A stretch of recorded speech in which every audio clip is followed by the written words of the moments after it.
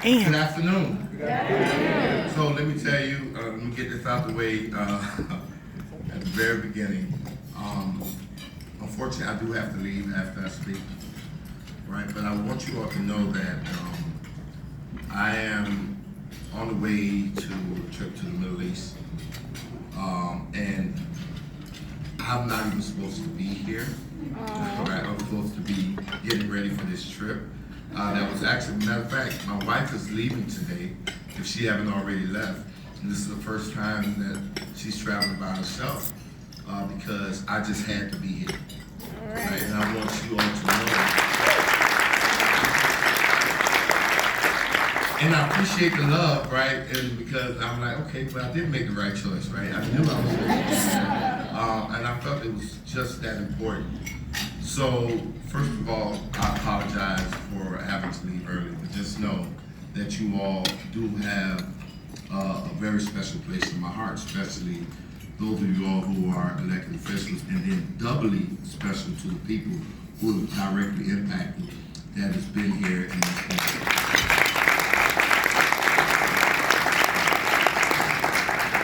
And so, I'll be honest with you, there was a few people that came to me and said, make sure you say this and say that, whatever, right? And there's just so much I want to say, but, you know, I think there's probably three main things I really want to speak about, you know. Carmen gave a very detailed introduction about who I am, but I still want to go over it a little bit, you know, because in 2005, standing in front of railroad tracks, right, waiting on a train to come so I can jump in front of it. That day that I stood there, I was homeless, I was addicted to crack cocaine, I was unemployed and recently released from prison. Only thing I owned was the clothes on my back. And I didn't see any light at the end of the tunnel, and I was ready to end my life. I was an embarrassment to my family, my friends. I had no hope, no self-esteem. I was ready to end it. And I stood there for quite some time waiting on this train. But God had other ideas, and that train never came. And I crossed those tracks, and I checked myself into a drug treatment facility, and after completing that, I moved into a homeless shelter. And while there, I decided to enroll in one of the local colleges, and I was able to get quite a few degrees and eventually get accepted into law school. And in May of 2014, I graduated with a law degree from FAU College. You know, and I tell people that if, you know, someone would have stopped me at the railroad tracks and begged me not to jump, Desmond, don't jump. Because in a few years, you're gonna meet the President of the United States a couple of times, you're gonna serve on boards with mayors, and you're gonna have judges and prosecutors as colleagues. Desmond, don't jump, my brother, because in a few years you're gonna lead an organization in a historic effort to restore voting rights to 1.4 million returning citizens, or you're gonna be named Time Magazine 100 most influential, or even become a genius. Desmond, don't jump. You know, the first question I would have asked that person was, where did they get that good dope they smoked? I probably would have put them in the headlock because they had to be on some good dope to even assume that this person that was a crack addict and in and out of prison and homeless, right, could have that type of turnaround, right? And I tell folks that, you know, at first I used to say, get the word impossible out of take it out of your vocabulary, because, you know, when God is on your side and you're committed to giving back, that anything is possible, you know. But, you know, I tell them that now, keep the word impossible in your vocabulary, just repurpose it. And I'm possible, right? I'm possible. I remember, you know, I was sitting at the gala with, I was at a table with some executives from Time Magazine, and I'm fussing at them, I'm telling them that they screwed up big time. And they were like, why? I said, because you put The Rock on the cover of our edition. How dare you put Dwayne The Rock Johnson there? You should have had me on the cover, right? And I tell them that, right, because I'm like, because American people in general, need to see that you don't need to be a movie star, you don't need to be an athlete, you don't need to be a billionaire to have an impact in your community, in the state, or even the world, right? That if Desmond can do it, then that says volumes for even everyone that's sitting here, and even more so for you elected officials, right? But I'm reminded of a friend of mine. He wrote a book called African Americans and the Atomic Bomb, Dr. Vincent Ntandi, and he talks about the African Americans community's response to the bombing of Hiroshima and Nagasaki. And the part that really got me was the propaganda campaign that the United States engaged in prior to bombing Hiroshima and Nagasaki. How they depicted the Japanese people, right? And had folks thinking how dangerous they were, how violent they were. Even the characters of them were exaggerated, had fangs for teeth, and exaggerated their eyes, the whole 9 yards. And what they were actually able to do was ingenious, right? They were actually kill two birds with one stone. They were actually able to dehumanize the Japanese people, while at the same time desensitizing us as to their humanity. And they did such a good job that when the United States did drop the bomb and kill thousands of innocent children, women and men, rather than there be more outrage, it was a celebration in the streets. Just think about that we were celebrating the murder of innocent women, children, and men. That is the power of narrative, right? That same narrative that said that people like me, right, are dangerous. We don't have the skill set or the education or the wherewithal to lead campaigns, or we're loud and uncultured and all of these things, and we're dangerous and we're super predators, right? Some terms that we people in this room may have even used were terms that basically dehumanized us, while at the same time desensitizing the public as to our humanity. And therefore, there wasn't a moral outrage when we were taking kids and throwing them in jails. There wasn't a moral outrage when we was taking a human being and putting them in solitary confinement, right? We were putting them in conditions that we wouldn't even put an animal in, and it was okay with us. The power of the narrative. That's part of the reason why we share our stories. That's one of the reasons why I share my story. Because when you think of a crackhead or a felon, you don't normally think of a genius. You don't think of 100 most influential in the world. But that's exactly who we are. That is exactly the potential that all of us have. And so one of the points that I want to bring across is to find ways and continue to find ways to uplift our humanity. We won on Amendment 4, right? One of the reasons why we won was because we was able to make people see people with felony convictions as human beings first. I'll give you a good example. I was talking to, I was on a panel, had a conservative panelist that I guess he thought he was going to get me with this when he asked me about, well, what are my recommendations for juvenile justice reform?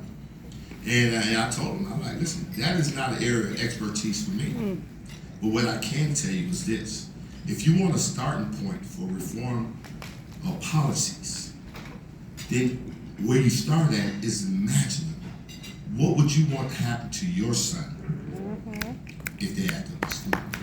You see, the thing about it is that when you're pushing policies or creating policies with someone who you love in mind, it's slightly different than when you're creating policies for those other people. Right? It's slightly different when you're creating policies for felons or ex-felons or convicts, right, or formerly incarcerated. But when you're creating policies for your son, your daughter, your mother, your spouse, it have a slightly different flavor. Which leads me to another point. I've always said that a chain is only as strong as its weakest link. We've heard that, right? And we know that no matter how much weight we want a chain to bear, it can only handle as much weight as the weakest link can handle. right? And so I believe that adage also applies to our communities, to our country, right? That our communities, our state, our country could only be as strong as those segments of our population that have been most weakened by systems of oppression, systems of discrimination, weakened by a narrative that says that some lives are just less valuable than others. And that if we truly want our community, if we want our state, our country, to be greater than what it is, then the key is how do we empower those that have been most weakened. And so when I tell folks, right, that, and I ask them actually, who are you fighting for, Desmond? A lot of folks, well, you're fighting for returning citizens. You're fighting for people that's been weakened by the criminal justice system. And I said, no, I'm not. Big revelation, I am not. Who am I fighting for? Each and every one of you. Right? And I'm fighting for you because I love you. And I could love you without even having met you. Because I love the humanity in you. And I recognize the humanity in you. Irregardless of what your political preferences, irregardless of what your socioeconomic status is, irregardless of what your sexual identity, irregardless of your immigration status, I love you because you are first a human being. And as a person of faith, you are first a child of God. And you're my brother and you're my sister. And so what I didn't realize at the time when I was in treatment and I was getting down on my knees, matter of fact, if you get my book, Let My People Vote, you'll get this story, right? Where I talk about how when I figured out what I was going to wear the next day, I would take the shoes and throw them under my bed. So in the morning when I get up to put on my clothes, I have to get on my knees to get the shoes out through under the bed. And since I'm already on my knees, I would say a little prayer, right? And I prayed, number one, for my enemies, or people who I thought were my enemies. And I didn't pray that they be destroyed. I prayed that they get to experience the love that I'm experiencing with my higher power. And number two, I prayed for my family. And then number three, I prayed that God would give me the strength, stamina, discernment, and wisdom to do his work. I prayed that every day I wake up, right, that I would do something to make the world a better place for each and every one of you. See, my driving force was not a political party. My driving force was not just a specific class of people. My driving force was love for humanity. Right? And it's not something new. It's not something new. I'll tell you it's not, because we display this every time there's a natural disaster. Yeah. We display it every time there's an accident. Right? I know Ida from Florida. She's driving down I-95 and she sees an accident on the side of the road, and there's someone laying down there on the ground, and Ida decides to stop. And she gets out of her car and she runs up to that individual. I promise you, Ida's first question is not going to be, did you vote for Donald Trump? I promise you it's not going to be what's your sexual identity, what's your immigration status, none of that. In that moment, right, where Ida is connected to that individual's humanity, her questions are going to be, are you okay, or how can I help? When the condo collapsed in Surfside and people were digging through the rubble, right, just ferociously, they weren't concerned about people's immigration status or politics. What they was concerned about was that there was another human being that needed help. And I'm telling you that we don't have to wait for these calamities to happen. We don't have to wait for these natural disasters to happen to operate along the lines of humanity and see that first in people. The same humanity that you must see in people like me. And then understanding that the reason why you see my efforts around returning citizens is understanding that my end goal is a better world. My end goal is a more safer world. And I figured the best way to get that is by fighting for the people who have been most weakened. Because if I can strengthen them, my God, then we all benefit. My God. If we can learn how to love the most despised, then we can love everyone. My God, you better preach. So I challenge you all. Tell the truth. Learn to love. Jesus. Because let me tell you something. When you talk about love, because we use it a lot. We use it a lot. I'm looking at the time. We use it a lot. Let me tell you what I told somebody. If you really want to talk about love, see, it's easy to love someone that does something for you. It's easy to love someone that you may agree with or agrees with you. It's easy to love someone that makes you feel good. But if you really want to find out about what true love is, say it. Love your enemies. Try loving someone that hates you. Try loving someone that you feel is out to destroy you. My God. Because that's the true measure of love right there. That's the hard part of love. But that part right there creates just something of beauty. See, when we won Amendment 4, I used to tell people, over 5.1 million people voted for Amendment 4. At least 1 million people who were Republicans voted for Amendment 4, right? And I tell people that the greatest thing to me, I know it's a big thing, largest expansion of voting rights in 50 years or however many years. But what meant a little bit more to me was the fact that when I looked at those 5.1 million votes, there weren't votes that was based on hatred or fear.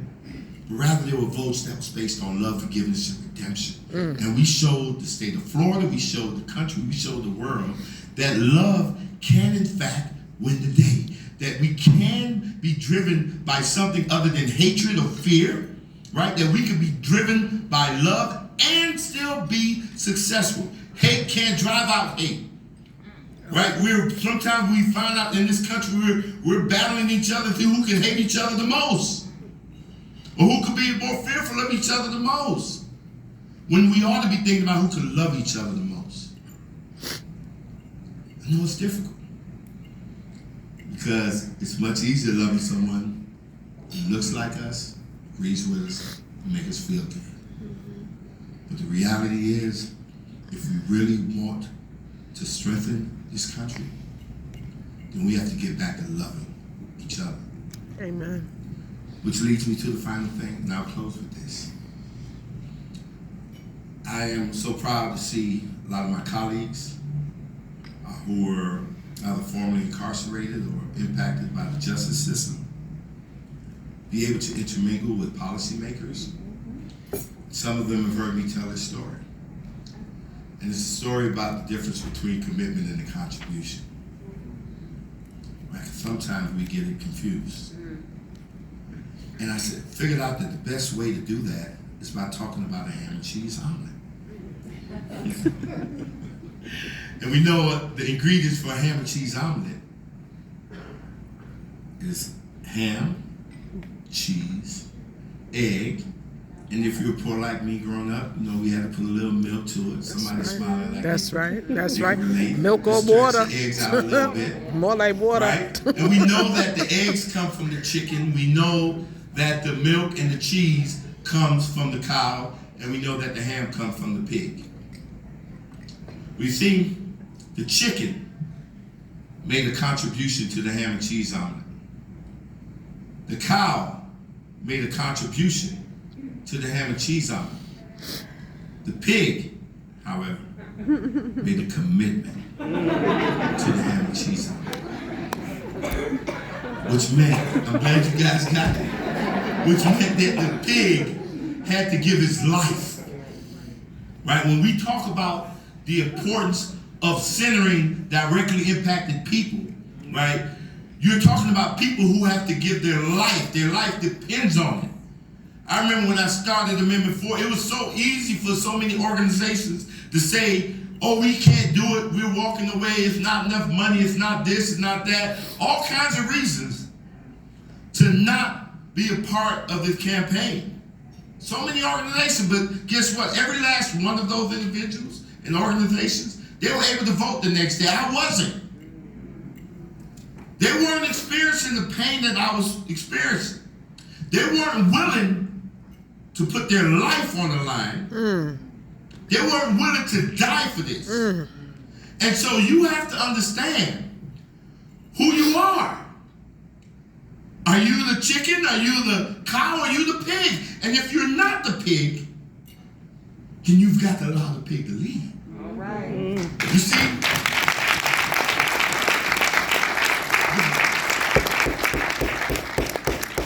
And there's no exclusion here because all of the ingredients are necessary for a ham and cheese omelet.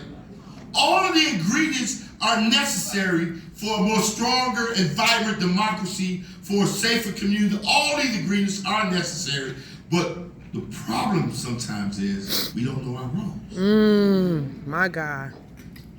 You find out who that pig is. If you're not the pig, and be honest with yourself. Talk about you it. find that pig. My God. And there's quite a few of them in this room. My God. And you allow them to lead. And understand that your role is to support and advocate. And push the things that they need, right, in order to survive and have a better life. You do that, then we'll be eating some hellified ham and cheese omelet across this country.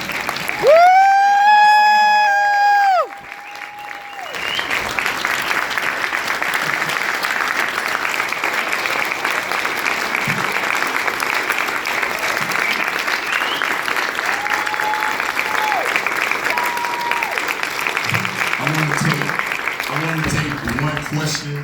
So thank you all so much. But I think we have time for one question. All right, and it has to be a question, not a soliloquy or anything like that. Anyone have a question? Anyone would like to ask a question? Oh, you have the ladies back there. Hi, Chandra from Las Vegas. Don't need a mic. How can we help outside of Florida to help the efforts by some folks to try to stop folks from voting with their prohibitions if they owe money? What's going on with that, and how can we help? So that is a great question, and I'm not going to answer it directly. All right, I'm being straight. I'm going to answer it in a more broader aspect. Okay. Because a lot of times, and I think that sometimes we give people the impression that we do have short-term memory, but the reality is, as a whole, we do not, right? I think there's a much broader argument, right? You know, I know we like to use the word voter suppression, and that's cool, right? But I like to look at that as an attack against democracy, right? And I like to look at it from a much broader perspective. Since the formation of this country, there's always been a group of people who wanted to pick and choose who get to vote for them. Right. Come on. Right? Let's start from that, from that perspective, and really understand, right? You ready? That the pendulum swings back and forth. All right? Let's understand that. And so if we're able to do so, then we're able to actually bring a more comprehensive argument, right? That allows us to move a greater or larger group of people towards effecting change. You know, I think, and this is no slight to any elected official here. Let me just say a couple of things, right, about this, right? And I said, I'm not really going to directly answer, but I'm going to throw some stuff out there because you gave me a great opening. I always believe that the number one thing that elected officials, number one, each of us individually, we have all the rights. But we gave up, we acquiesced some of our rights in order for us to live together collectively, right? For many reasons. And in doing so, we decided to elect certain people to represent our interests as a collective, right? And the people who are elected are really, number one, I think, public servants, right? Which kind of lends me to believe that at the end of the day, we're the boss, right? But somehow in this journey of democracy, I think things got twisted. And listen, what successful company do you know where the boss has to beg an employee to do something? And when the employee don't do it, they get a raise or even a promotion. What successful company do you know business do that, right? But in our politics here, that's exactly what happens, right? And we see it around even gun control and other many issues that, you know, somehow or another politicians have turned into the bosses and the bosses have turned into the servants, right? And some politicians are walk around like demigods when the reality is they're public servants. And I think that there is a shift that needs to be in place. And there's some, like, I know these politicians in here that at their heart is about serving their community and their constituents, but not every politician is like that, right? And so I think that, number one, creating a distinction between the politician and the public servant is necessary. But then understanding that in our position as constituents, that we have to, I would say, be as even keel as possible, right? You talk about Florida. Florida, one of the things that got me, and I don't know if you all have any kids in Little League baseball or anything like that. All right, and you know, if a lot of times the coach of the team also have a son that's on the team, right? But then you notice that he's always fussing at your son, right? And never criticizing his own son, right? And then that coach, when he tries to tell you about things that your child needs to improve on, it don't fall on fertile ground, right? Because you already know he's a little biased, right? Okay. So when we talk about voter suppression, one of the stories that stick out in my mind was that at one point, Florida, 14 days you vote early, right? 14 days you can vote anywhere in the county. Help me out, I was out there. Anywhere in the county, and then on election day, you vote at your designated precinct. Now, of course, every time there's a major victory, you have conservative legislators that will come in and create laws to make it even more difficult, right? And so they will come after that and they will say, okay, we're gonna shorten the early voting days to 10 days. And we are rightfully screaming bloody murder. But the problem comes when we are eerily silent, because during this time, we say, oh, that's voter suppression. During around the same time in New York, which is a Democrat-controlled state, you only got 1 day to vote. And you have to vote in your precinct, come rain, sleet, or snow, whether you're working or not, you had to get there, and no one says a thing. Where is there greater voter suppression? But if we lose credibility when we're raising hell about what the Republicans are doing and remain eerily silent about what the Democrats are doing.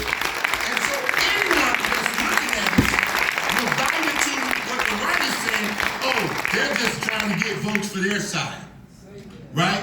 We lose our credibility about talking about a vibrant democracy when we're one-sided.